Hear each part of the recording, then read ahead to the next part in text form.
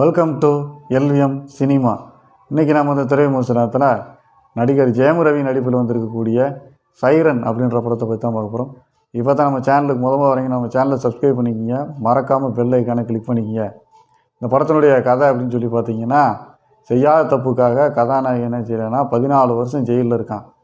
ஜெயிலில் இருக்காங்க என்ன செய்கிறேன்னா தன்னுடைய வயதான அப்பாவையும் தன்னுடைய மகளையும் பார்க்கணும் அப்படின்றதுக்காக அவர் 15 நாள் பரோல் கேட்குறேன். அந்த 15 நாள் பரோலில் வெளியே வரும்போது தன்னுடைய அந்த ஊரில் இருக்கக்கூடிய முக்கிய பிரமுகர்லாம் என்ன செய்கிறாங்கன்னா வரிசையாக அடுக்கடுக்காக கொலை செய்யப்படுறாங்க.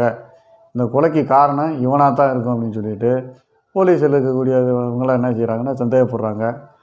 இது அந்த கொலையை பண்ணது இவர் தானா அல்லது வேறு யாருமா அப்படின்றது இந்த படத்தினுடைய மீதி கதையாக இருக்கும் அப்படின்னு சொல்லி பார்த்தா, நிறைய என்ன செய்யுதுன்னா ஃப்ளாஷ்பேக் காட்சிகள், வலுவான திரைக்கதை இல்லை.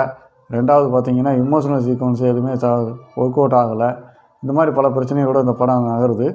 இந்த படத்தில் பார்த்திங்க அப்படின்னா ஜெயம் ரவி என்ன நடிச்சிருக்கிறாரு. பொதுவாகவே அவர் தனக்கு கொடுக்கக்கூடிய பெர்ஃபார்மன்ஸ் எல்லாமே நல்லாவே பண்ணுவார். அடுத்ததாக பார்த்திங்கன்னா போலீஸ் கெட்டப்பில் இருக்கக்கூடிய கீர்த்தி சுரேஷ், அவங்க அதுக்கான அந்த கெட்டப்புக்கான முயற்சி அவங்க பண்ணியிருக்காங்க. பட் ஆனால் என்ன செய்யுதுன்னா அந்த கெட்டப் அவங்களுக்கு அவ்வளோவா சூட் ஆகலைன்னு தான் சொல்லணும். இந்த படத்தில் பார்த்திங்க அப்படின்னா நிறைய படங்களில் பார்த்திங்கன்னா ஜெயம் ரவியோட அண்ணன் தான் அவர் என்ன செய்வார்னா அவருக்கான கதையை உருவாக்கி படத்தை வெற்றிகரமாக கொண்டு போவார்.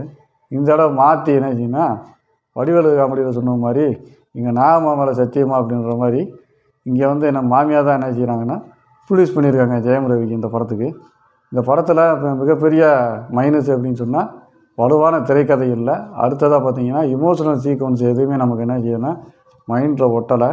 கதை ஒரு நேர்கோட்டில் பயணிக்காமல் ஒவ்வொரு இடமும் என்ன செய்யுதுன்னா ஃப்ளாஷ்பேக் அதுன்னு சொல்லி மாற்றி மாற்றி போட்டதில் நிறைய குழப்பம். அடுத்தது அந்த படத்தில் பார்த்திங்கன்னா ஜிவி பிரகாஷ் தான் பாடல்கள் பாடியிருக்காரு.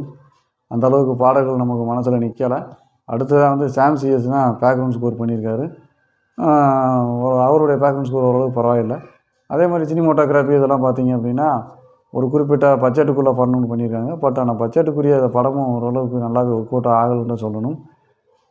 இந்த படம் அப்படின்னு சொல்லி பார்த்திங்க அப்படின்னா அம்மா மகனுக்கும் மகளுக்கும் அப்பாவுக்குமான உறவு ஒரு சென்டிமெண்ட் வச்சுருக்காங்க. பட் அதுவும் நமக்கு கனெக்ட் ஆகலை.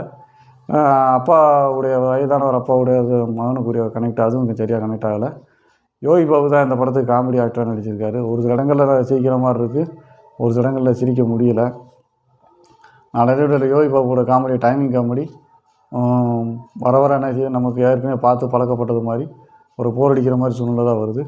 இந்த படத்தில் பார்த்திங்க அப்படின்னா புதுமையான கதையும் இல்லை. ஏற்கனவே அடித்து துவைச்சி வந்த பழைய நிறைய கதைகள் தான் அதோட கதைகள் தான் இந்த கதையுமே பெருசாக ஒரு வித்தியாசமும் இல்லை. இந்த படத்தை பாருங்கள், படம் எப்படின்னு சொல்லி கமெண்ட்ஸில் சொல்லுங்கள். மீண்டும் நல்ல படத்தை சந்திப்போம். நன்றி, வணக்கம்.